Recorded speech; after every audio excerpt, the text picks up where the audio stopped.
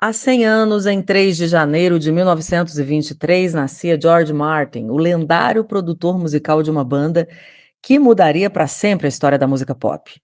Não dá para falar dos Beatles e da revolução musical que eles promoveram sem reconhecer o papel de Martin, produtor musical da banda desde o primeiro álbum, lançado em 1963.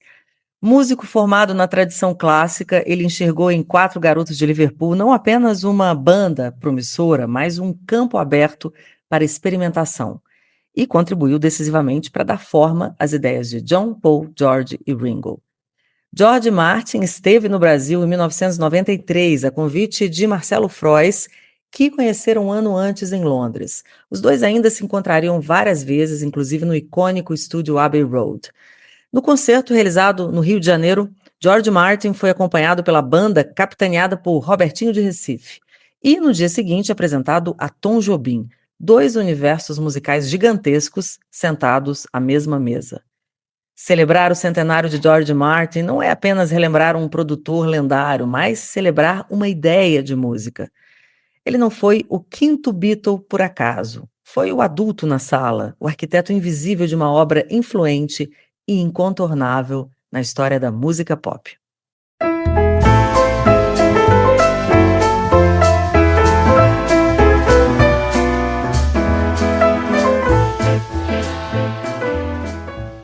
Primeiro Boteco do Ano, amizades, inaugurando aí a temporada 2026, que já tem nova identidade visual, criada pelo Jampa. Deem aí uma olhadinha na nossa thumb, no nosso Instagram, @Boteco dos Beatles, e hoje a gente celebra em primeiríssima mão aqui no nosso boteco, no dia exato, os 100 anos de George Martin. Esse papo você não viu nem verá por aí, porque aqui, né, comigo no estúdio, com a Geomarques Rafael Vaz, a gente recebe o cara que não apenas trouxe o George Martin ao Brasil, mas o entrevistou, traduziu, né, lançou alguns dos seus livros aqui no Brasil. Enfim, o cara que conheceu o cara, Marcelo Frois. Frois, a gente viu aí, né, no vídeo anterior, você presenciando esse encontro de gigantes, George Martin e Tom Jobim apresentando um para o outro, aquele momento, aquele momento assim, uau, né? Uma coisa que me bateu, né? Porque ele estava para vir, e que tinha uma programação feita, ele ia ensaiar num dia, sair com a família no outro dia, ia ter um dia livre, né? Aí eu resolvi sugerir dele jantar com alguém bacana da música brasileira.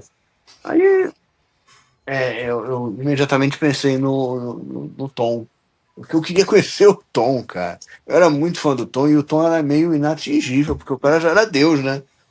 E Sim. aí eu tinha visto o Tom já saindo da churrascaria, entrando da churrascaria, mas nunca sentado na churrascaria. Eu tinha cruzado com ele na plataforma várias vezes. Eu nunca tinha tido chance de falar com ele. Tinha visto o show dele da primeira fila, fotografado o show do Tom. Eu realmente era muito fã dele. E aí me bateu essa de sugerir ao George Martin jantar conhecer o Antônio Carlos Jobim, grande compositor brasileiro. Ele imediatamente topou, sabendo quem era, entendeu? Porque hoje, por exemplo, se hoje eu fosse chamar, talvez eu chamasse o Gilberto Gil, porque o Gil, aquela história toda do Domingo no Parque, né? Tropicalismo, ele que trouxe aquele conceito de Jorge Martiniano para os discos da Tropicália, e foi buscar arranjadores e produtores para fazer aquilo que os Beatles haviam feito em Strawberry Fields Forever.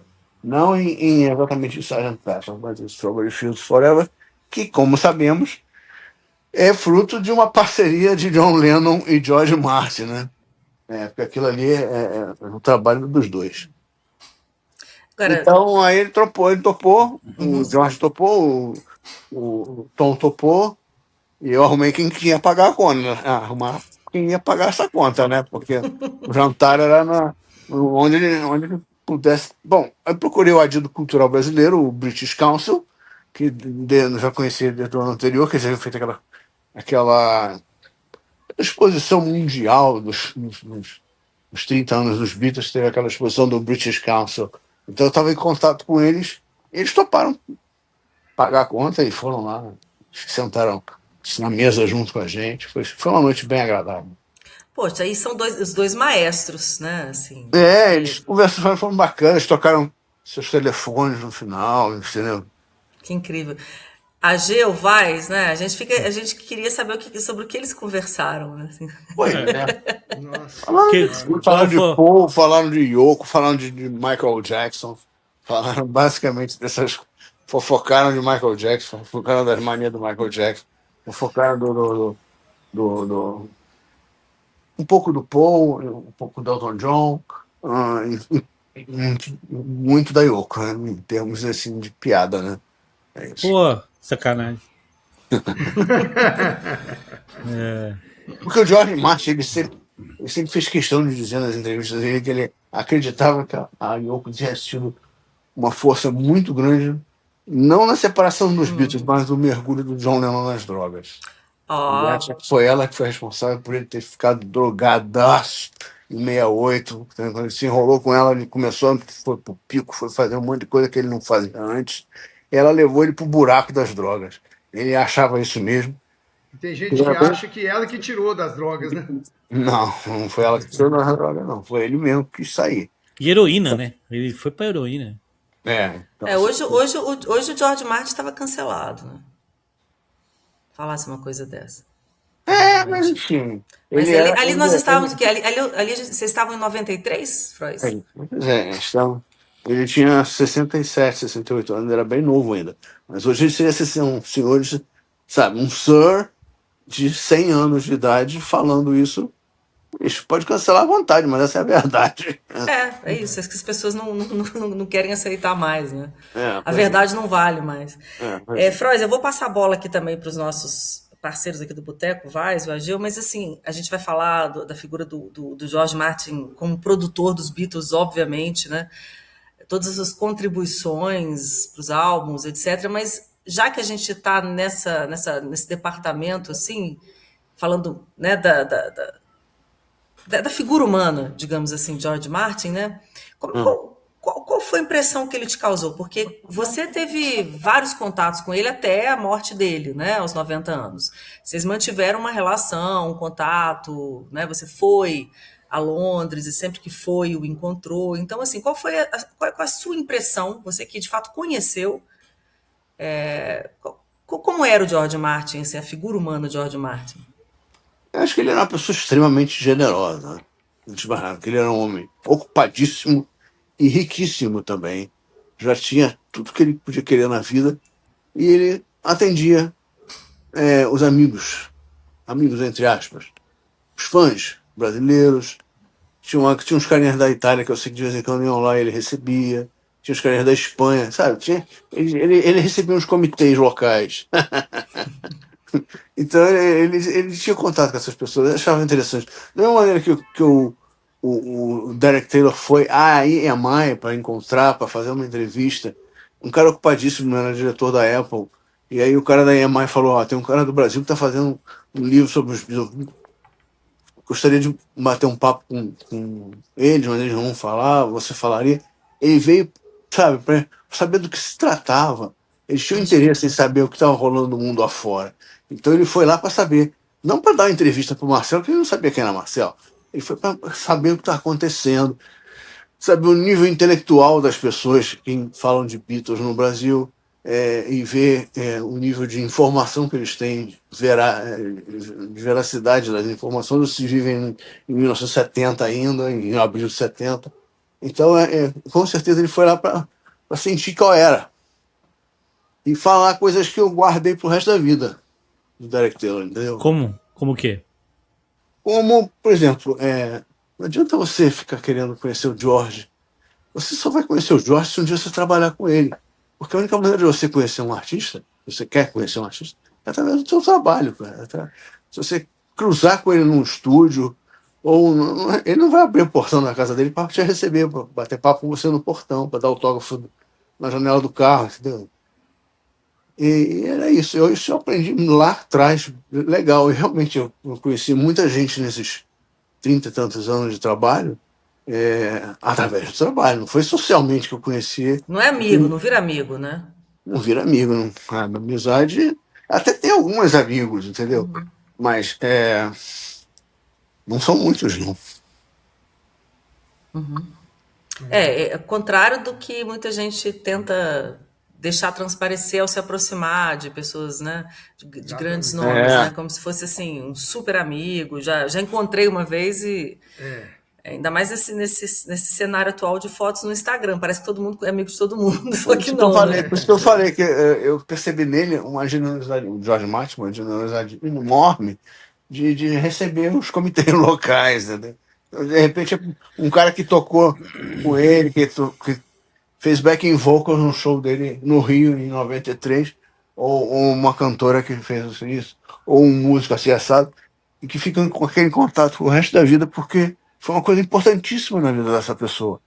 E ela sempre que vai a Londres, quer reencontrar o protagonista dessa história. E ele tinha essa noção, ele recebia as pessoas, ganhava presente, eu levava um livro de fotos, ou levava uma garrafa de cachaça, ou uma coisa, por exemplo, na última vez que eu estive com ele no Rio, antes dele ir embora, na primeira vez que ele veio, a única vez que ele veio, eu não sabia se eu ia vê-lo novamente, e vi muitas vezes depois, mas naquele momento eu achava que eu estava me despedindo e que eu nunca mais ia saber dele, entendeu? Pois é, Eu o que dei que na você dá pro George Martin de que presente que eu de dei? despedida? Eu dei um. Como é que se diz?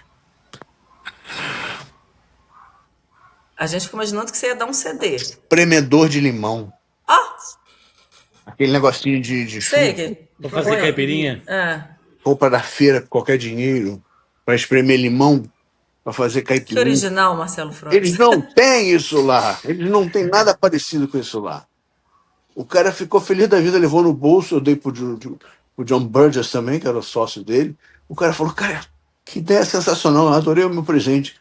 Não temos nada parecido. Quando tem que espremer limão, tem que ficar espremendo limão mesmo. Deve ter usado pra caramba. Porra! Eu uso esse negócio todo dia. Pois é uma coisa assim, barata. Você compra na feira qualquer dinheiro. Original. É feito Super quase que. original. Parece ser feito domesticamente, aquelas É. formas, né, mal cheia de rebarba, enfim, uma coisa que deve ser feita em casa com um metal derretido, enfim. É isso. Bom, vou abrir aqui para os nossos amigos, mas só para a gente dar aquele rápido contexto, né, para quem está chegando agora no rolê, a gente vai falar agora um pouco também do George Martin como produtor dos Beatles, né? Que ele era o adulto ali na sala, né? Vamos começar do início dessa história, né? Quando que ele já está a partir do primeiro álbum, né? Ele é o cara que vai transformar os Beatles, essa banda promissora, mas enfim, que já tinha sido recusada por outras gravadoras. Ele já trabalhava, George Martin já trabalhava para a EMI, é procurado pelo Brian Epstein, que é então empresário dos Beatles, para fazer esse primeiro álbum, né? Ele já era um cara que ele tinha uma formação musical clássica, ele já tinha trabalhado com alguns nomes do jazz, ele vinha de outro rolê, né, gente? Ele vinha Assim, do humor. tinha Ele, gravado algumas Ele comédias, né? produzia disco de humor. Daí, de repente, ele chegou era aqueles. gerente do selo Parlophone, ele Ele era parou. funcionário da EMI, trabalhava Isso. diariamente na Abbey Road. A Abbey Isso Road e aí. George Martin é a mesma coisa, entendeu? Ele É. morava lá, ele viveu lá, ele casou com a secretária que ele conheceu lá. O filho dele hoje é diretor técnico do estúdio Abbey Road e é representante dos Beatles, né, em assuntos musicais. Enfim, então, assim, Que mistura, né? É porque me ficou. parece um encontro inusitado, né? Um produtor que era músico Não. de formação clássica, uma banda sem experiência nenhuma com estúdio. E ele com 38 anos, sei lá quantos anos, na idade já, 36. 36 36 anos. anos. Então, Eles com pouquíssimo tempo para gravar, né? O que seria o primeiro álbum dos Não, Beatles. mas o mais interessante é o seguinte: eles chegaram embaixo do braço com a fita do Decca Tapes, né? E aí ele foi ver os caras tocar lá no Abbey Road. Só não gostou do baterista, né, o Freud? pois é, Mandou trocar o baterista. o cara era ruim mesmo. É quando entra o Ringo. Aí os caras tiveram que se coçar, né? Mas mesmo quando o Ringo chegou, né? A gravação do Love Me Do foi com um Já tinha sido baterista. feita, né? Foi feito com um baterista de Que estúdio. ele recrutou, né? Que Qual ele era o nome? recrutou. É White, né? Acho que é, né? Alan White. Não, Alan White. Andy White. Andy Andy Andrew White. White. Andy Andy White. E o Ringo ficou tocando maracas. Pois é. Mas é interessante isso, porque só um pouquinho, hoje eu acho que também, como ele veio dessa veia da comédia com os Goons, né? E aquele grupo de comédia inglesa ali dos anos 50. Comprei isso tudo, cara. Comprei isso tudo. E chegou 4 caras ali, pelo menos 3 caras, né? 3 caras com um gênio, com um humor muito ácido de Liverpool, né? E eu acho que a questão musical só foi um detalhe ali que eles foram adequando, né? Porque era uma banda que já tinha passado por tudo quanto é estúdio, né? Tinha sido negado por todo mundo. Você acha que eles chiparam, né? Por causa disso. Deu um match. Agil. Eu acho o seguinte, eu acho que faz parte do trabalho do produtor ele identificar o talento. Ou seja, o grande produtor, ele faz isso, ele identifica o trabalho, o talento do pessoal e vai moldando aquela coisa ali. Tem gente que às vezes tropeça, que nem o Glenn Jones tropeçou com Eagles, mas o cara trabalhou com gente muito grande também. Mas assim, um cara que nem o George Martin, ele já estava preparado, todo esse background, ele viu de tudo. O cara tem a formação clássica, tem essa coisa toda. De repente pega 4 caras engraçados, né? E que tem uma sonoridade, outra coisa para a Inglaterra naquela época, né? 3 caras cantando, né? Porque o George naquela época cantava muita coisa. Então, aquelas harmonias que eu sou, peraí, ninguém está fazendo isso aqui com essa energia, essa coisa toda, apesar de vir de Liverpool, e tem alguma coisa que é um tesouro enterrado. Então, poxa, já vamos arriscar, eu tenho isso aqui, na verdade não tem nada a perder, né? Então, assim, tem muito disso também, não teve muita coisa a perder, não. Então ele pegou e embarcou. E aí é que eu acho que vem aquela questão da conspiração do universo, né? Porque, primeiro, é o seguinte, isso tinha que acontecer dessa maneira. Uma banda, que eu não conheço nenhuma banda que tenha 3 caras com essa genialidade, apesar do George não ter florescido aí naquela época, mas cantava, tinha aquela unidade com ou sem o baterista, mas eram 3 caras muito importantes. Aí aparece o empresário, né, com essa visão também que o Braxton, o cara que correu atrás dessa coisa toda, né, aqueles caras, os outros lá, o Dick James, essas pessoas todas, a história é muito bem contada no livro do Sionin, do Levinson, né, então, aí eles finalmente encontram com o George Martin, né, que aí vem a história do produtor musical, o cara enxerga só isso aqui, tem alguma coisa muito importante nisso. Ou seja, não é só o talento do cara que leva ele. A gente conhece um tanto de gente muito talentosa que deu azar de não ter um grande produtor e que não pôde fazer nada por eles, ou teve o time errado, né? Então, eu acho que essa é a conspiração do universo. Para mim, o George Martin tem uma importância incrível, incrível, incrível. Para mim, ele é o quinto Beatle, mais que qualquer um outro, longe de qualquer outro, sabe? Então, eu acho que... sem dúvida. Quando a gente vê essa questão, o que ele fez... Não só nessa questão dos arranjos, essa coisa toda, o cara só de ter feito aquilo, ele podia fazer nada, só o quarteto de corda de Yesterday já ele estaria marcado na história. Mas a questão lá atrás de mostrar aos caras os caminhos de gravação, aquela coisa toda, e aproveitou toda aquela energia, esse cara é o que a gente chama de gênio mesmo. George Martin é um gênio, o maior produtor de todos os tempos, e a gente vê não só com os Beatles, e aí a gente vê o tanto de coisa que ele produziu. Poxa, por exemplo, pegou América nos anos 70. Né? O América vinha aí de um primeiro e segundo disco. Legais já tinham um número 1. Ele fez um monte, né? Ele fez um monte. Ele fez todo o resto da carreira do trio e o primeiro disco da dupla. Então, assim, é claro que aconteceu da mudança. O América foi uma banda que foi um dos maiores atingidos pela mudança do estilo, por causa do punk, essa coisa toda. Mas você vê o que o George Martin tirou daqueles caras, é uma coisa impressionante. Você compara o primeiro disco, as mixagens do primeiro disco, eu adoro o primeiro disco do América, que é um disco folk, basicamente, muito violão, essa coisa toda, e pega essas músicas que foram remixadas pelo George Martin para a coletânea History. É sensacional. Então, cara, ele produziu José Carreira. Ah, é? Produziu Kenny Rogers. Entendeu? Lá no Air Studio teve lá Peter Gabriel, Sting e não sei o que lá. Então, assim... Acho que Celine Dion também, né? Então, também. É muita gente. Ou seja, é claro que o fato de ter produzido os Beatles abriu essa porta para ele. Todo mundo queria fazer uma faixa com ele, pelo menos. Quem?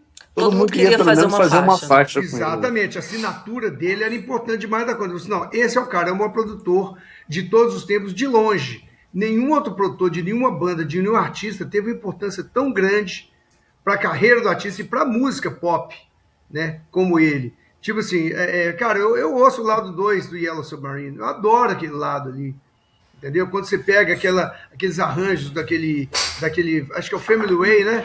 Que ele fez com Family Way. Family Way com Paul McCartney.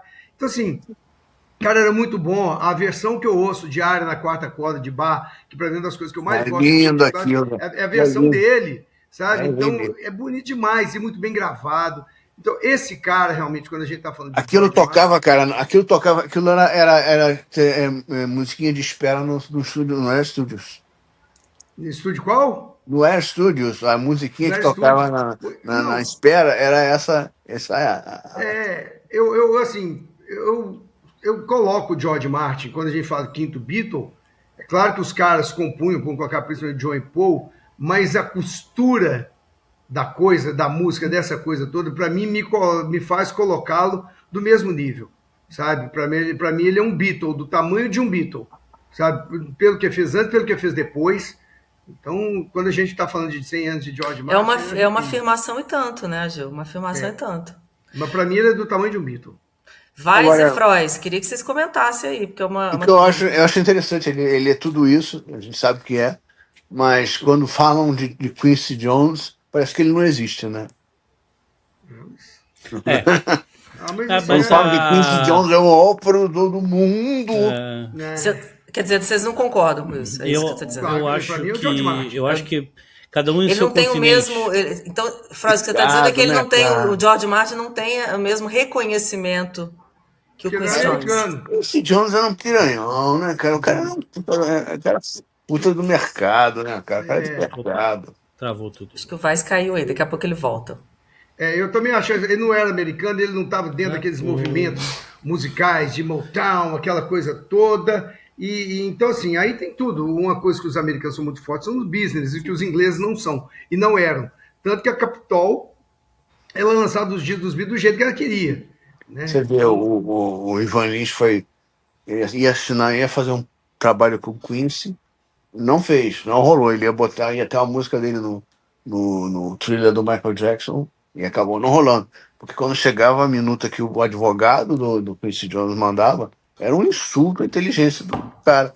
Entendeu? Então aí o Vitor Martins viu, ficou puto, ligou e bravejou com o Quincy Jones e fechou o assunto. Não vai fazer porra nenhuma, não fez. Posteriormente ele gravou, fez coisa, ele era amigo do Quincy Jones e tal. Mas assim, o Quincy Jones não brincava em serviço. Como o Sérgio Mendes também não brincava em serviço, né? Então, assim, Gilberto Gil foi morar nos Estados Unidos e voltou. Porque era muito complicado, era muito complicado. Ali é um mar de tubarões, né, Frois? Ali os Estados Unidos sempre foi assim. Tanto é que até hoje você vê os grandes nichos, né? Você pega, eu agora que comecei a ouvir um pouco mais de country rock, né? Então eu tô vendo, tipo assim, os caras conseguem sobreviver independente de qualquer coisa. Vocês têm ainda a CMT, a Country Music Television, que ainda funciona muito bem. A MTV encerrou hoje. MTV encerrou hoje, né? Então você pega, a CMT tá lá forte, eles têm o próprio esquema de Grammy deles. Então, assim, eles têm esses nichos. Até porque também entrar no nicho do pop, essa coisa toda, né, da turma ali de Nova York, Los Angeles, é muito difícil. Então, assim, ou você é um tubarão que nem eles, ou uma criazinha. E o George Martin, pô, inglês, sabe? De uma geração anterior. Então, você vê a diferença quando você vê o que os Beatles estavam fazendo na Inglaterra, né? E o que estava acontecendo dos Beatles nos Estados Unidos. Pô, não respeitavam, remixavam, remasterizavam coisas, colocavam um eco indesejável em quase todos os discos dos anos 60. Então, assim, não respeitaram nem o produtor. Né? Depois de tomarem umas porradas, eles aprenderam. Não, pois fizeram uma coletânea rock and roll music. Aí vocês chamaram mexeu. Porque antes, assim, eles não davam essa importância pro cara, ou seja, passavam por cima dele. E, sabidamente, aí você pega todo mundo muito grande, escolheu esses caras. Quando tiveram liberdade para escolher um grande produtor, poxa, invariavelmente, né? Você fecha com o Frois e com o Ageu, quinto Beatle, George Martin, qual a contribuição dele nosso tema recorrente aqui no Boteco? Na minha cabeça, Eram 5 Beatles, não eram 4. Não, sem dúvida. Sem dúvida. George Martin é o quinto Beatle definitivo e não existe mais. Não existe nem sexto nem sétimo Beatle. São 5 e acabou. É os caras ali. Né? Eu fico ouvindo Beatles assim, como todos vocês, assim, todo dia. A gente fica imaginando, né? Principalmente naquela época que o George Martin começou a querer usar as formas de gravações junto com eles, né? Tentando proporcionar o que eles queriam fazer nos estúdios, Viabilizar. né? Viabilizar isso. Porque o George Quer dizer, Martin, pegar as ideias musicais e traduzir claro, isso e em o George arranjos. Martin não fazia isso sozinho, né? Ele tinha equipe de estúdio, né? De Abbey Road, que os caras, olha, chegava pros caras, os guris querem fazer isso, tá? Vamos Ele tentar dizia ver. que o John Oi? Lennon não conseguia, ele dizia que o John Lennon não conseguia se expressar, não sabia dizer o que ele queria. Ele tinha que entender o que o cara queria sem entender direito o que o cara estava dizendo, porque o John Lennon não sabia se expressar, ele não sabia dizer o que ele queria. Porque, na Mas verdade, ele aí não sabia o que ele Um, queria. tipo um som laranja. tem uma coisa. Exatamente, eu ia citar isso, porque eu ouvi isso para um dos grandes produtores do Brasil, que é o Torquato Mariano, então, que produziu muita gente bacana também. E ele fala que quando ele produziu o disco do Djavan, você tô achando esse som muito vermelho, eu queria uma coisa mais azul. Então, assim, é interessante esse tipo de coisa. O produtor tem que ter essa percepção. E o Weiss falou um negócio interessante de estarem fazendo essas apostas musicais no início, essas contravenções musicais. Se a gente pegar qualquer disco, o Freud conhece disso aí mais que todos, muito mais que todos nós, qualquer disco de 63, o Please Please Me e o With the Beatles, com aquele gravados em mesa de 2 canais, ele dá de 1000 em qualquer um. O som é impressionantemente bom. É bom demais. Depois da remasterização, então, que deu aquela crescida, cara, o som dos Beatles ele é perfeito. Em qualquer época, ou seja, eles estavam na frente da evolução musical, mesmo sem ter equipamento. Isso é desde produtor, cara. Pois Não, é. Sabe que eu fiz? Me deu trabalho de fazer uma playlist com todos os fonogramas dos Beatles que eles gravaram, que estão no Spotify. Deu mais de 600. Se somar todas as versões, todas as versões da BBC, todos os discos dele, todos os discos de sobra, todos os outtakes que foram lançados. Eu fiz uma playlist que passa de 600 faixas. Você leva mais de 24 horas para ouvir. E tá tudo rigorosamente na ordem de gravação. Então é muito legal você, por exemplo, o cara que não comprou bootleg dos Beatles, só conhece a discografia elementar, puser aquilo para ouvir, vai levar um susto, porque de repente eles entram numa sequência de músicas que não estavam nos discos deles. Eles tocavam tanta música, em 63 eles tocaram tanta música que eles nunca gravaram, que é impressionante. Eu fico horas e horas ouvindo aquilo até eles começaram a tocar músicas do With the Beatles, porque o que eles gravaram de música para a BBC, naqueles 2 CDs duplos, e que eu ripei e botei ripei nada, eu coloquei na playlist buscando mesmo nos produtos digitais. É sensacional, porque você vê que os discos que os caras poderiam ter gravado naquela época e não gravaram. Coisas que eles poderiam ter gravado e não gravaram porque outros gravaram. Você vê, eles tocavam, eles brincavam com Good Golly Miss Molly, mas eles nunca gravaram. Por quê? Porque o Swing Blues gravou e estourou. E gravou em Abbey Road com aquele som separado de voz por um lado, instrumento por outro. Se você for ouvir, você desiste. Não, os Beatles não iam entrar nessa, eles iam ficar igual ao Swing Blue Jeans. Porque o Swing Blue Jeans foi em cima do que os Beatles tocavam em show. Mas só para concluir a minha parte ali do George Martin, o que eu acho só mais triste é que quando eles estavam ali, claro que eles chamaram ele depois para gravar o Abbey Road, mas fica evidenciado que ele estava sobrando ali no estúdio em Get Back, né? Ele tava demissionário, né? Ele tava meio tipo perdendo emprego ali, perdendo o cliente dele para aquele garotão maluco, entendeu? Que era tido como uma coisa genial. Que era o Phil Spector. Querendo fazer um som, né? Que era o Phil Spector, não? Não. Quem era? O quase que insultando O produtor do Get Back ali era o Glyn Jones. Glyn Jones. O Glyn Jones. O Glyn Jones, na verdade, o produtor, depois foi colocado o Phil Spector, o Glyn Jones ele tinha o trabalho mais ou menos igual o Jeff Emerick. Ele não era bem ele era engenheiro de som, excelente ele é engenheiro de som, ele não foi o produtor, ele Mas, foi mais um engenheiro de som. Mas você vê que durante nas sessões de Twickenham, eles fizeram questão de deixar um momento lá em que o cara começa a dar pitaco. Então estão ensaiando e ele começa a dar uns pitacos. Aí o nego brinca do cara que tá dando pitaco, entendeu? Ele tá dando palpite. Isso aí já era ele querendo enfiar a mão, querendo virar produtor. E acabou conseguindo de uma certa forma, porque ele ficou como o senhor-chefe desse disco, Get Back, que nunca saiu, do Glyn Jones. Mas o George Martin do primeiro... Só que o George Martin não tinha muito o que fazer, mas foi o George Martin que arrumou equipamento para gravar, porque os equipamentos que tinham lá... Quer dizer, ele nunca... Rapaz, só um minutinho. Então o George Martin nunca saiu da banda, digamos assim, do primeiro ao último álbum. Ele teve um momento que ele ficou menos relevante das suas opiniões, mas ele nunca chegou a... Um mês. Entendi. Nada. Então, por exemplo, na época do álbum branco, isso também foi meio que peitado, porque ele queria um álbum simples. Os Beatles tentaram fazer um álbum duplo, estavam ocupando as 3 salas do estúdio, estava ficando um caos danado, ele não estava conseguindo trabalhar com os caras. Ele tirou férias e foi embora, cara.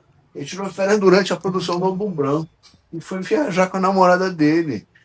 Entendeu? Isso nunca aconteceu. Aí o Chris Thomas, né? E aquele cara que gravou o disco Time. Alan Parsons viraram engenheiros de som dos Beatles no álbum branco. E estão lá. Estão lá, fortemente presentes no crédito. Tanto quanto o Eric Clapton. Eu não gosto do Glyn Jones. Eu acho que o Glyn Jones, essa questão dele, no própria mixagem do Get Back, você já vê a presença dele com um som meio misturado, aquela coisa. Ele sempre teve um pezinho naquele que estava começando a virar o rock pesado, né? De Led Zeppelin, The Who, naquela época. Tanto que ele não conseguiu tirar do Eagles, que para mim é a maior banda americana de todos os tempos, ele não conseguiu tirar do Eagles um som. Depois que saíram fora dele, que começou a aparecer aquele som maravilhoso deles, né? Os 2 primeiros discos ainda são meio confusos.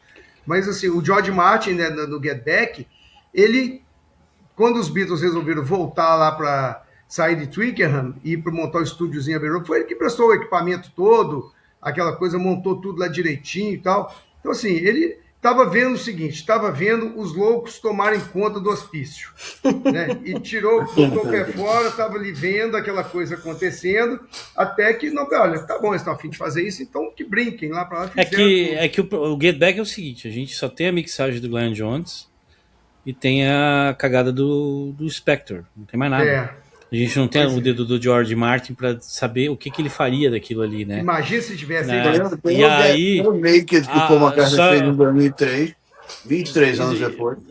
E o Naked, que veio depois, tudo bem. Agora, o George Martin depois de cabeça no Abbey Road, que é a peça que a gente não tem nem que discutir. Mas ele não se afastou deles, não. Ele estava ali no estúdio. Em fevereiro de 69, eles estavam lá gravando I Want You. Sim. Já. Não tinha nem um mês de terminar o eles não iam deixar o cara. Eles já estavam gravando coisa lá. No próximo disco, eles não sabiam nem qual era. E aí, eu acho que a mágoa o George foi fazer demo de Something, entendeu? Pra dar pro Joe Cocker, porque tava sobrando música dele pra caralho. A música era boa, o Joe Cocker bombadaço, ele deu, né? She Came Into the Bathroom Window, também foi gravado pelo Joe Cocker. O She Came, essa música o George que produziu, né? Pois é. Então, Rapazes, queria fazer o cara estava sempre ali no estúdio, ficou ali no estúdio o tempo todo. Mas assim, às vezes participava mais quando deixavam, né? Quando quiseram lançar eu queria só que vocês dessem, assim, para a gente ilustrar um pouquinho, o Ageu falou anteriormente, né? Não só Quinto Beatle, mas George Martin tem a mesma estatura dos Beatles, e, enfim, uma tremenda relevância no resultado, né, desses discos e dessas músicas. Eu queria que cada um de vocês, assim, concretamente, nos trouxesse assim, essas imagens, essas canções, contribuições do George Martin, concretamente, para ilustrar essa relevância dele, o que ele acrescentava às ideias musicais que os caras traziam, né, no processo criativo deles. A Day in the Life. Strawberry Fields Forever. Entendeu? Olha, na verdade, lá de trás, você já começa a ouvir algumas coisas de produtor. In My Life. Na hora que você vai ver o solo de A Hard Day's Night, tanto que executar é muito difícil. Ou seja, isso, você manter o tempo é muito difícil. Então, foi o trabalho do produtor, que reduziu a velocidade da fita, gravou o piano mais lentamente, e a guitarra de 12 também, e deu aquele som. Então, assim, desde lá de trás, essa música aqui poderia ficar um pouco mais rápida. Então, quando chega um Please Please Me, né, que estava lá Roy Orbison, naquela Please Please Me, aquele jeito dele, ele vai, poxa, dá uma acelerada nisso aqui para ver como é que fica. E a música se transforma. Então, esse é o papel do produtor. Sabe, o produtor que está lá com você lá no estúdio, ele chega e te fala, cara, essa música aqui, ela não cabe tudo isso que você está colocando. É uma música que toca ela só no violão, deixa eu ouvir. Aí você coloca assim, nossa, talvez eu precise de pouca coisa, foi o que falou no Yesterday. Ele chega, colocou aquilo tudo lá, os Beatles tocavam ao vivo com bandas, que porcaria que era. E o cara chega, ouviu, só olha, não tem muito o que fazer para a banda aqui não. Vai caber um arranjo de cordas e tal, e o cara faz aquele negócio. Então, assim, tem as coisas que são sensacionais e que não aparecem, por exemplo, nesse box, nesses outtakes que os Vais gosta tanto de ouvir, né, que tem umas coisas bacanas, por exemplo, que é uma coisa que eu gosto muito, que separou, as cordas do Something. Aquilo, quando a gente ouve separado, aquilo é de emocionar. Ou seja, uma música dentro da música, uma melodia dentro da música, uma outra melodia. Então, isso ele fazia demais a conta por influência do maior ídolo dele, que era Bach. Que para mim, são Beatles dos clássicos, e tinha muitas essas questões de ter uma melodia dentro da outra, né? Aquelas fugas, né? Os contracantos, aquela coisa toda. Então, ele aproveitou todo esse conhecimento dele, de ter sido maestro, de ter ouvido Bach, e usou isso nos Beatles. Então, é muito comum, às vezes, a resposta de um Beck, yes, yes, you're gonna lose that girl, you're gonna lose, yeah. Então, isso tudo, gente, não foi criação dos caras, isso assim, é o arranjador, que ele é produtor e arranjador. Pois né? Então, ele arranjava essas músicas, ou seja, ele pegava a mulher, que já era bonita, e colocava a roupa adequada, né? A roupa bonita, a roupa adequada. Então, às vezes, a música ela fica maravilhosa só na voz e violão, como Julia, por exemplo, né? Ou como Blackbird. Então, peraí, se imagina Blackbird com banda, ou com muito... Não dá. Então, assim, eu acho que a medida certa, aí vem o bom gosto do cara. Além de ser competente, tem que ser um bom gosto. Que nem um cirurgião plástico. Não adianta o cara ser um excelente cirurgião se ele não tiver bom gosto, sabe? Não vai ficar esteticamente uma coisa bacana. E o George Martin conseguiu isso. Então, por isso que eu acho que assim, a importância dele, as pessoas falam, quinto Beatle, mas coloca ele abaixo do Ringo. Eu acho que não. Eu acho que ele está lá em cima. Quando o Frost começou a falar dele, falando negócio do Gil de Strawberry Fields Forever. Strawberry Fields Forever é uma coisa impressionante. Não só nos arranjos, mas aquela sacada, na hora que o John fala que queria uma voz diferente, o cara vai e reduz a velocidade e consegue dar um Let me take you down, e consegue o andamento. Então, tudo isso, truque, né? Entender que o Paul McCartney, poxa, eu gostei desse som aqui, vamos botar um trumpet piccolo, né?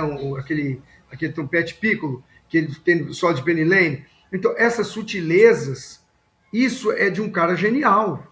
Sabe? Isso é de um cara genial, esses arranjos dele. E vem lá de trás, né? Isso, na realidade, é o seguinte, também tem uma outra situação que é muito importante também ressaltar. Os Beatles surgiram e foram modificando todo o esquema pop do mundo pop, né, da música pop, a partir de 63, 64. Né? E com o surgimento dos Beatles, outras pessoas foram também nascendo, né?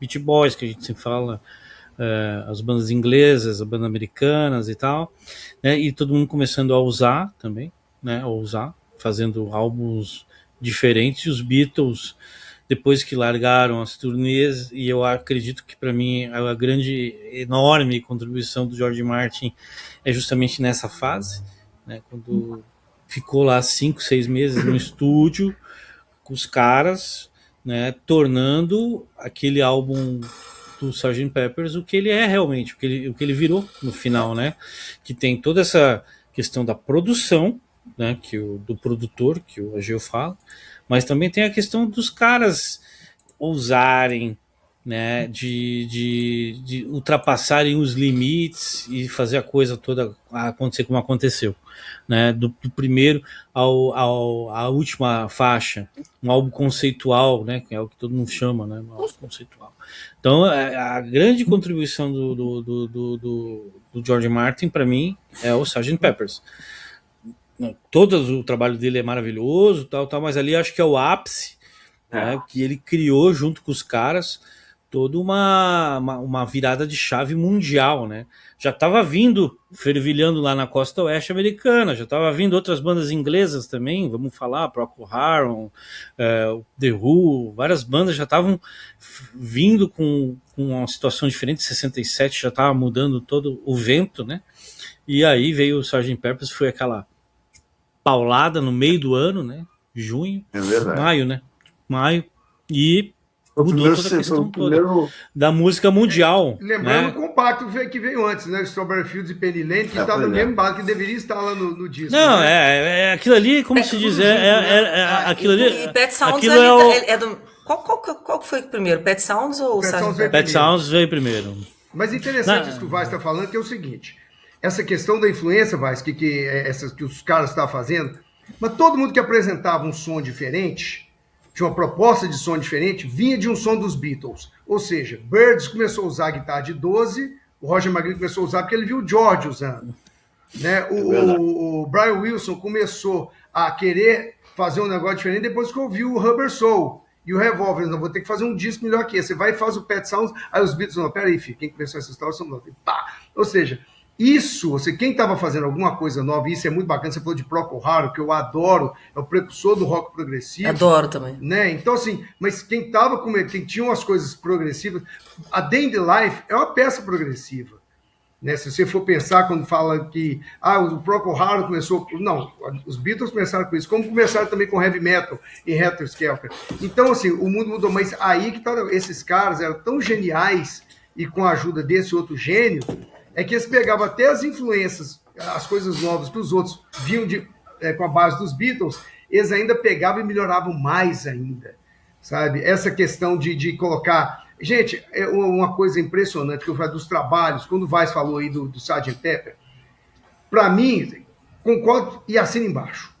Sgt. Pepper e o compacto ali de Strawberry Fields Forever e Penny Lane, para mim é a melhor coisa. Agora, o trabalho que ele fez em Within You, Without You, que é juntar uma orquestra convencional com orquestra indiana e fazer as duas conversarem, para mim, inclusive, assim, eu adoro, eu acho a Day in the Life a melhor música do disco.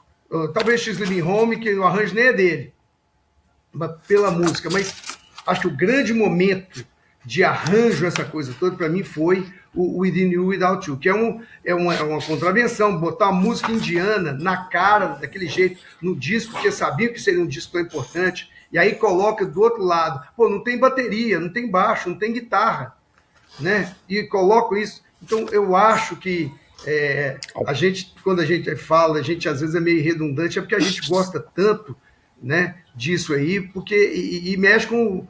sabe, com o sentimento da gente, quando a gente volta a falar de Sgt. Pepper. É uma educação sentimental, assim. Você tá doida. Então, assim, Ageu, o George Martin é responsável por isso. Só para fazer o meu rápido aqui comentário, eu termino meu livro com o Procol Harum. Você tem que ler. Nossa! A última página, para quem já leu, não vou dar spoiler. No Procol Harum também sou fãzaça. Maravilhoso. Eu tive a honra de ver o Gary Brooker tocando ao vivo mais de uma vez e aquele cara é sensacional. Não podia perder a deixa. Mas olha só, eu queria uma dúvida que eu sempre tive nesse papel do George Martin, aproveitando aí vocês três aqui, queria perguntar sobre isso. Né? A gente sabe que os Beatles, nessa incrivelmente curta carreira, por que eles fizeram, né? Que eles vão evoluindo a cada disco, vão mudando a sonoridade de um álbum, né, para o outro, mas a gente sabe que são os Beatles, né? Em qualquer álbum são os Beatles, tem uma identidade ali muito óbvia. Vocês acham, e essa é a minha dúvida, qual o papel, se é que existe um papel do George Martin nessa identidade, nessa unidade que a gente consegue identificar ao longo dos álbuns? Eu vi uma entrevista dele uma vez que eu achei, com aquela elegância que ele era peculiar, né, Frois? Perguntaram para ele sobre a importância dele mesmo na discografia dos Beatles. Ele disse: I was not leading them, I was guiding them. Né? Quer dizer, eu não estava liderando nada, eu estava só guiando. Perfeito. Que eu acho isso assim de uma grandeza e ao mesmo tempo de uma perspicácia, né, de uma assertividade.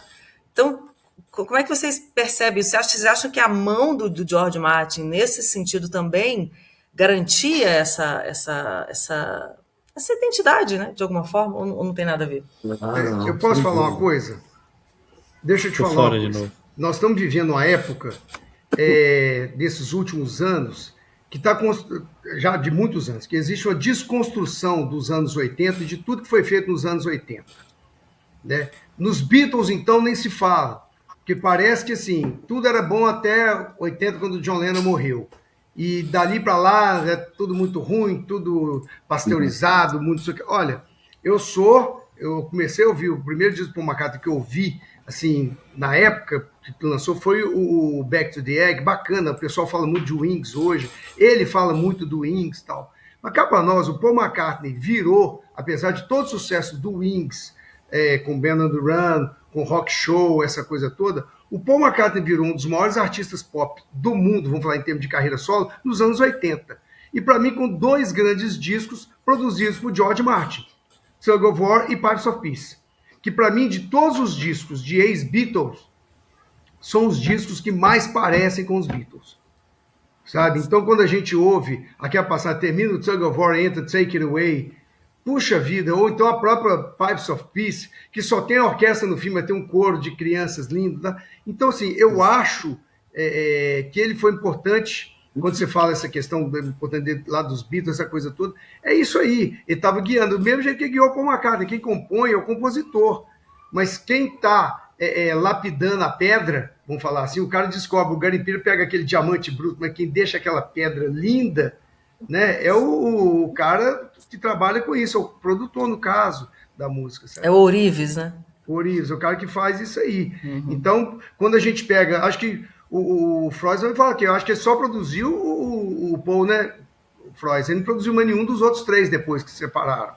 Não tem nenhum com produção de George Martin, né? Só o Paul teve aquele disco do... Ele ajudou o Ringo muito naquele segmento. Ele ajudou muito o Ringo no disco no Sentimental Journey. Ele ajudou primeiro, muito, né? Porque ainda estava junto ali, né? Mas você vê que até o Tug of War, o Pipes of Peace e boa parte, aliás, quase que todo o Give My Regards to Broad Street, que a maior parte é coisa dos Beatles mesmo, aquele rearranjo que ele faz, que tira... ele faz um arranjo de metais. Uhum. Ele usa Here, There, Neverwhere, que começa com Yesterday. O cara rearranja o que era cordas em Yesterday e coloca madeiras, que ali tem oboé, tem clarineta, fagote e tal. Ele era formado em oboé. Depois vem... Formado em oboé. Isso era uma paixão dele, aliás. As madeiras que ele gravou, quando a gente ouve o lado 2 do Yellow Submarine, tá ali, tanto de madeira que tem. Então, quando você pega e fala ali do Yesterday, Here, There, Everywhere e Wanderlust, que ele botou basicamente só os metais, e ele transformou, né, o que já era genial, Yesterday, isso é aquele arranjo, é maravilhoso. Então, para mim, a coisa que mais se assemelha aos Beatles, não é à toa que o Paul McCartney, nessa segunda fase que o Weiss fala, que é de Sgt. Pepper para frente, é a época que mais se usou essa questão do arranjador, George Martin, ou seja, os guiou até ali, chegou no pop, aí começou, não, peraí, agora tem um assunto sério, os caras amadureceram, vamos fazer música acima de qualquer coisa. Aí a grande contribuição dele. Né? E aí o Paul McCartney, que é o cara que estava meio que liderando os Beatles nessa época, né? É coincidentemente o único que trabalhou com ele. E ele só foi conseguir fazer um A pergunta musicão que não quer quando calar. fez o Live and Let Die, né? Ele perguntou assim, fez um Rapazes, LP a LP do pergunta... Paul McCartney. Ah, Não, pode falar, Frois. Veio com delay para mim. Pode falar. falaram sobre os LPs, assim, que trabalhou com Paul e Tug of War, assim, o Live and Let Die tá ali no início dos anos 70, foi o primeiro musicão do Paul. Sim. O primeiro hit single bravíssimo dele, mais até do que My Love. Com certeza. Rapazes, assim, a pergunta que não quer calar, né? O Giles Martin herdou o modus operandi do pai de pensar o estúdio, ele segue essas pegadas, ou vocês acham que o jeito dele fazer é diferente? O Frois. Eu acho que ele era foi um bom pupilo, né? Por exemplo, quando eu reencontrei o George lá em Abbey Road, em 95, o Giles já estava com um assistente dele nas sessões. Ia com ele para dentro do estúdio. E ele estava com ele aqui no Brasil já, como assistente musical da banda, que ia tocar no show. Ele veio como guitarrista da banda e ajudou a ensaiar lá os músicos com o Robertinho de Recife. Fazia um trabalho de casa e o velho vinha um pouco mais tarde do hotel. Então, tinha esse trabalho que ele já fazia desde cedo, e ele foi herdando esse emprego, essa confiança do Paul e do Ringo, que se estendeu às viúvas, de deixar realmente o Giles, porque o George, já em 95, ele já usava aparelho de surdez, ele já não se sentia seguro para produzir, ele só fazia arranjo para os amigos. Então, o Giles está de assistente ali desde o comecinho, porque era uma pessoa que estava ali ouvindo em estéreo quando o George Martin estava ouvindo em mono, entendeu? Eu acho que se a gente está falando agora de herança, igual você está falando aí, Legado, talvez, considerando ele um Beatle, considerando ele como Beatle, talvez o Giles seja o melhor herdeiro de todos. Eu acho que nenhum herdeiro dos Beatles Não. teve tanto importância quanto o Giles tem para a música dos Beatles. Inclusive, essa Tem, questão hoje que é né? muito controvérsia. Eu sou. Tá fazendo 10 anos, né? O Love tá fazendo 10 anos esse ano. Ele começou com o desde Love, Love, e né? agora essas remixagens. E essas Ele tá remixagens. desde o Love, ele O assumiu. Love, o Love tem 20 anos. Né? 20 anos, 20 velho. anos, né? Eu, pessoalmente, não gosto dessas remixagens que estão sendo feitas, mas isso mostra que o cara está extremamente antenado com o que está sendo tocado hoje em dia. Ou seja, essa mixagem, essa remixagem, não está sendo feita para nós. A gente já discutiu isso aqui em outros botecos já. Essa remixagem está sendo feita por público moderno. Essa coisa que o Sean Lennon falou, que acha que a geração nova eles vão esquecer os Beatles. Esse trabalho é para não deixar isso acontecer. Ou seja, e aí tem o dedo dele, ou seja, do filho do produtor que conhece desde lá de trás, que acompanhou o pai, e agora está fazendo. Então eu acho que dos filhos dos Beatles, Os herdeiros. Dos herdeiros, eu acho que ele é o que está tendo mais importância em todos aí. E ele tem. Desde criança, né? O cara tá nisso daí. Cara, se o George Martin, ali na velhice, ele já era um bom contador de história, né? Onde ele estava, qualquer lugar que ele estaria ou estava, ele estava contando alguma história da época dos Beatles. Imagina o filho, né? Que deve ter ouvido isso a vida inteira. Então a melhor coisa que fizeram na carreira deles foi ter escolhido o Giles para fazer o que está fazendo, né? Eu apoio 100% o que ele está fazendo, porque sim, não tinha outra pessoa e assim, que bom que tinha ele, né? Imagina se o Giles com 20 anos de idade resolve, eu vou ser engenheiro, eu vou ser médico, eu vou ser sei lá o que, e vai embora, né, cara? E aí fica lá todo aquele legado, né, correndo para lá e para. Então, que bom que desde criança ele viveu no meio dos estúdios, pegou a vontade, né, e o respeito pela obra do pai também, sim, né, pelo trabalho do pai, que eu acho que nenhum outro produtor teria, né? Os caras são britânicos, né? Tem toda aquela coisa assim, tem uma... Vocês viram um videozinho do velho Martin com a neta dele no As colo, net- e ele contando a É história de lindo, quando é ele. Pois lindo. é. É É muito lindo, é legal lindo. isso. Isso está naquele filme Produced by George Martin. Não, não, Já não. viram Está no isso? YouTube. Não, Isso está no Não. YouTube. Tá no no YouTube, YouTube. né? Está no Você já É um viu vídeo YouTube. É isso, muito né? caseiro. legal, é muito legal, Eu já porque vi os cortes, eu já vi os É. cortes. É porque tem isso também, ele fazendo com a netinha dele, no Produced by George Martin, o fim, ele tá lá ajudando a netinha dele, fazendo aquelas vendas, que é muito comum, que o pessoal pega uns bota fora e tá vendendo uns bobaginhas, põe na porta de casa e recolhendo um dinheirinho, ele ajudando ela, aquele negócio. Esse filme eu recomendo para todo mundo que tá ouvindo esse papo da gente hoje. playback. Produced Playback. by George... Playback. Repete, Ageu. É Playback. É, Produced by George produce. Martin. Você É tá maravilhoso. no Tem YouTube? Blu-ray, Tá aqui no tem YouTube? Blu-ray Tem e Blu-ray. Tem Blu-ray. tem Blu-ray e tem DVD. Daniela diz Eu não qual sei o se tá no sistema que ela YouTube prefere já. que eu mando para ela. Não? Ó! Aí, ó. Agora vamos falar Mano. qual foi a maior loucura de George Martin? Mó loucura. É. Ele fez alguma loucura no Ah. sentido de erro? Porque eu não consigo imaginar Sim, George Martin fazendo claro. loucura. Todo mundo tem uma loucura. O cara construiu um estúdio no meio do vulcão, pô. Isso aí tu acha que é. Ah, tá. É uma loucura. Aquilo na ilha de Montserrat. O Foi muito botou azar, um né, longe cara? pra caramba.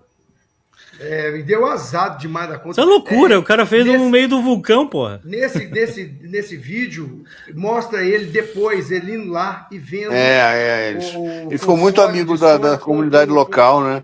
E foi, eu acho que foi Ficou, só Tanto ficou. que fez um show, né? era uma colônia inglesa, né? Montserrat, era uma possessão inglesa, todo mundo fala inglês. E ele ficou muito patrono daquela turma toda. E acabou que o título dele de Sir vem muito mais, talvez, dessas coisas do que num regalito em função de tudo que ele fez no tempo dos Beatles. E muito do que ele fazia mesmo, até Mas é triste, até viu? o fim. É- Hã? Oi. É melancólico, né? É melancólico pra caramba, Não, né? aquela cena, a cena Pode você vê crer. aquele console maravilhoso, todo cheio de cinza vulcânica, né? Os É. fios quebrados, as coisas todas assim. É. O que ele construiu, a vida, tá ele e a mulher dele. E, assim, realmente assim, é uma Aquilo é muito tristeza. triste, é muito triste. Porque durante alguns anos aquilo foi um paraíso dos caras, né? Dos músicos, né? Os caras iam pra lá pra tirar férias barra Trabalho, gravação, né? trabalho, né? E tem aquela história do povo ficar esperando o Steve Wonder vários dias, né? Pro Steve Wonder aparecer lá pra gravar pois é. Money in Ivory. Pô, ou ligava lá pro pessoal do Steve Wonder, aí, você vai vir? Não, peraí que segunda-feira eu tô aí. Quarta-feira ele liga, então ele tá aí, até que o cara aparece, né? Mas tu vê que é um negócio, ainda bem que o Paul tava lá no meio daquele negócio. Tá. Se eu não me engano, aquele disco do Peter Gabriel, que ele tá de terno na beira da piscina, a foto foi tirada lá, né? É aquela piscina lá, pô. É. Aquela piscina dele lá. Então, esse Os, foi muito importante. Dire Straits gravou lá, né? Police, né? Police. Synchronicity e o disco anterior do The Police. Que Ele era muito O amigo Elton do John Sting. também. Ele gostava muito do Sting. Sim. Gostava muito do Sting. E assim, ele era muito lúcido, foi lúcido até o fim, morreu com toda a lucidez, consciente de que estava indo embora. A entrevista do Giles é muito bacana, mano. Aos Falando 90 que anos, né, Frois? Oi? Aos 90, né? Ele morreu aos 90, E o Giles falou que no final ele ficou perto do pai e que o George queria dormir o tempo todo, porque no sonho ele era mais novo e vivia momentos mais Que glamurosos lindo. do que ficar velho na cama. Que lindo. E aí o Uma imagem Giles linda, né? disse que o Giles chegava na cama assim, o velho estava dormindo assim, a gente ficava olhando se ver se o velho estava respirando, e perguntava, você ainda tá aí? Aí o George abriu o olho, porra, George, não fode, cara. Queria continuar dormindo, o cara ficava acordando ele, entendeu? Qual foi a última vez que você falou com ele, com o George Martin? Olha, foi em 2010. Não, 2010 eu falei com ele, 2016 eu mandei um presente para ele, que eu recebi um retorno de que tinha recebido. Em 2010 eu procurei ele, por quê? Porque o Paul estava voltando a fazer turnê, ia fazer um primeiro show em Porto Alegre. Eu estava com passagem completa para Porto Alegre. Eu ia ficar no hotel do Paul McCartney, no Sheraton. Eu liguei, eu peguei os fax aqui, eu tinha um timbrado da casa do interior da Inglaterra, onde o George morava, e eu liguei. E ele atendeu, cara. Eu tava ligando pra casa dele e ele atendeu. Não foi um mordomo nenhum, não. Foi ele que atendeu. Só que ele tava completamente surdo. Ele passou pra Miss Judy, que tinha uma voz fantástica. A esposa. Toda super quatrocentona e impossível de confundir. Aí ela me atendeu, eu me identifiquei. Ah, Marcelo, né? Assim, todo ano a gente trocava cartão de Natal. Tem cartão de Natal aqui. Tem uns 4 ou 5 cartões de Natal que ela mandava em nome da família. Mandava assinado George, Judy, Lucy and Giles. Tem coisa mais fina, mais gentil, fofa que isso? Não tem. E aí ela atendeu o telefone e eu expliquei pra ela que eu queria mandar um fax pro George. Não foi querendo ligar, não. Eu queria pegar o número do fax. Eu queria mandar um e-mail, porque eu só tenho o fax aqui, o telefone. Eu queria mandar um e-mail pra ele. Aí ela me deu o endereço do e-mail, eu mandei um e-mail falando: George, o negócio é o seguinte, eu vou ser bem sincero pro senhor. Eu tô nessa aí há muito tempo, eu nunca consegui chegar perto do Paul McCartney, entendeu? Mesmo quando eu encontrei ele lá em Abbey Road, quando você me falou que ele ia chegar 2 horas da tarde, o cara não quis conversa, bicho. O cara não queria conversa porque ele queria estar a trabalho, estava despenteado, estava mal vestido, e de repente um cara no alto da escada com a câmera apontando para ele. Eu fui burro de fazer aquilo, e ele estava na dele de querer trabalhar em paz, não queria ninguém enchendo o saco dele. Então eu falei, mesmo quando você me deu a dica de que o Paul ia chegar no dia seguinte às 2 horas da tarde, eu não consegui. Até hoje eu não consegui chegar perto dele, falar com ele. Aí, poxa, isso é um absurdo. Vou te passar o celular da secretária dele. Pode ligar para ela em meu nome. Eu liguei. Ela me atendeu. Foi super simpática. E depois? Cagou para mim. Não atendia mais, não retornou a ligação, não tive retorno e nunca mais tentei chegar perto do Paul McCartney. Desisti. Aí em 2016, assim, final de 2015, ele ia fazer 90 em janeiro. A Lizzie Bravo estava lançando aquele livro de fotos dela no Abbey Road. E eu fui no lançamento, comprei 2 exemplares. Ela assinou um para mim e um para o George. Eu mandei para ele antes do Natal, para ele receber antes do aniversário. Não recebi retorno dele, meses depois recebi uma mensagem de alguém dizendo que tinha recebido e agradecendo, e pouco depois veio o anúncio da morte dele. No final de 93, ele veio ao Brasil, fez aquele show e foi embora, e eu achava que nunca mais fosse vê-lo. De repente, veio o anúncio de que ele estava lançando um livro baseado nas sessões de Sgt. Pepper, que era um livro, como é que se diz? Que cobria a lacuna deixada pelo não lançamento de um home video daquele especial The Making of Sgt. Pepper de 92. Que quando eu estive com ele em 93, eu perguntei por que não sai em home video? Não existia DVD, foi VHS, né?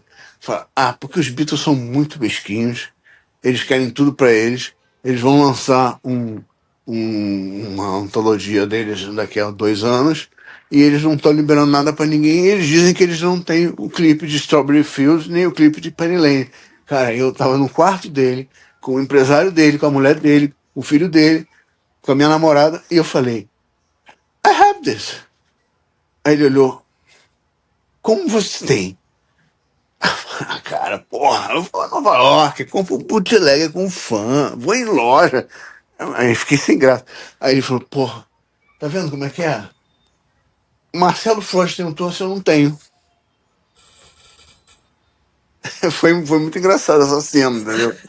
Eu fiquei muito sem graça. Hoje eu morro de rir. Um ano depois, eu soube que ele estava lançando esse livro, e eu estava lançando o Magazine, que era um jornal de música mensal. Eu mandei um fax pro Air Studios pedindo uma entrevista com ele para falar sobre o lançamento do livro novo dele, pro meu jornal, que estava estreando. Aí me marcaram. E eu, no fax, eu falei que gostaria, inclusive, de saber se esse livro está disponível para ser traduzido para outros idiomas. Eu liguei para ele atendeu, a secretária passou para ele, depois de muitas tentativas, que estava ocupado lá, enfim, não conseguia falar. Aí ele veio falar, ele falou, vamos fazer entrevista, beleza, tá. Mas antes de mais nada, deixa eu te falar. Você tinha perguntado sobre o meu livro, você estava interessado. Você ainda tem interesse? Eu tenho. Oh. Pois é. Então eu falei com o meu editor e está disponível. Pode fazer. Pode fazer. Eu falei, bom, então, assim, vou correr atrás de um exemplar. Eu moro no Brasil, esse livro está saindo lá na Inglaterra agora em dezembro de 94.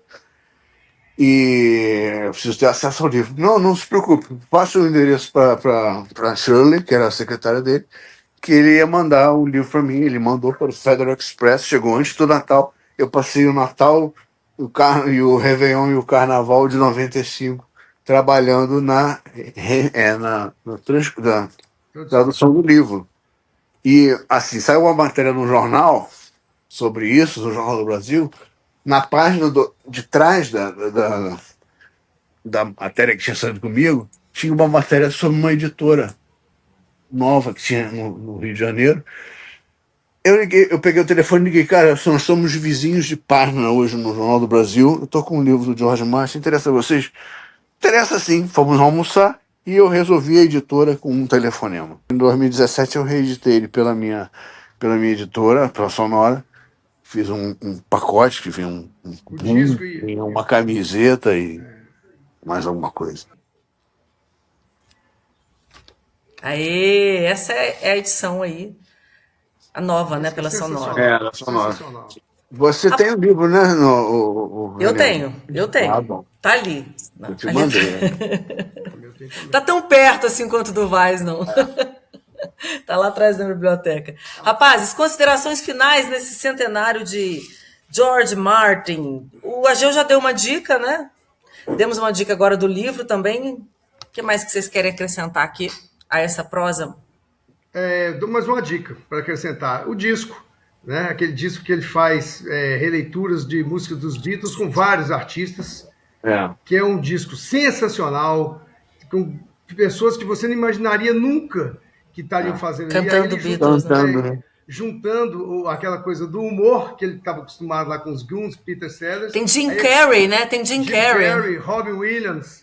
Então, assim, é muito bacana. Eu acho que é imperdível. A versão de A Day in the Life, do Jeff Beck, é uma das coisas mais bonitas que eu já ouvi na minha vida. Eu não gosto de ouvir muito versão, não, mas esse disco está recomendado. É um disco de versões que eu não lembro o nome do disco, me fugiu aqui agora. Mas o CD já deve estar, inclusive, aí no Spotify, nessas coisas aí. Olha, eu sugeriria para ver um trabalho bacana dele como produtor na fase mais recente. É um disco chamado The Glory of Gershwin, que saiu em 93. Tem Elton John, tem Lisa Stansfield, tem um monte de pessoas cantando temas originais de George Gershwin, com um gaitista, esqueci o nome dele, maravilhoso tocando. Isso tem um making-of sensacional que rola, deve estar no YouTube, pelo menos eu achei uma vez, eu tenho isso em fita. Muito legal esse Glory of Gershwin. A carreira do George como produtor tem discos maravilhosos. Eu comprei tudo que eu pude achar de disco produzido por ele, eu comprei nos anos 90. Esqueci de ter uma coleção. Talvez um dia possa até render um livro de discografia comentada do produtor, que não tem. Eu já perguntei ao Giles, e cara, ninguém vai fazer um livro sobre os discos que o George Martin produziu, não? Boa! Aí, Franz. Queremos. Vaz, com alguma dica? Consideração final? Não. A consideração final é que é sempre bom ouvir o Frois, ainda mais que proximidade gigantesca aí, enormemente. Enormemente, muito bacana. Sempre ouvir essas histórias assim peculiares, né, desses bastidores aí. Coisa que quando a gente só lia alguma coisa, né, Frois, quando tu escrevia lá na tua revista, no teu jornal. E é bem bacana mesmo. E o Frois sempre conta umas histórias aí durante a semana. A gente tem um grupo aí que a gente participa e sempre tem uma historinha. Historinha não, historona, né? História mesmo. Sempre tem uma novidade dessas, assim, e sempre é bom ouvir o Frois aqui Tá no aí mais Boteco. uma dica de livro, hein? Histórias do Frois. Histórias do Frois. Não, E a minha dica é você procurar aqui na playlist do Boteco dos Beatles um papo super legal que a gente fez com o Frois sobre a vinda do George Martin ao Isso. Brasil, que ele trouxe. Em 93, assim, em detalhes, um boteco só sobre Isso eu lembro. essa visita do Depois George tu foi lá Martin. pra Londres, tu também se enfiou lá na casa dele, né? Não. Não? Não, na casa dele não. Na casa Onde é dele que não. ele te recebeu onde lá? No estúdio dele. No Era Ah, Studios na Abbey Road. Marcelo Frois é very British, Rafael Weiss. Eles foram no estúdio e na Abbey Road. Eu encontrei 2 vezes na Abbey Road e 2 vezes no Era Studios, exatamente. Queridos, obrigada. Primeiro Boteco do ano. Seguimos na temporada 2026, sempre juntos, sempre com prosas originais. A gente se vê em fevereiro, né? Antes do carnaval. Beleza. Ano novo todo mundo. Beijo pra Valeu. todo mundo.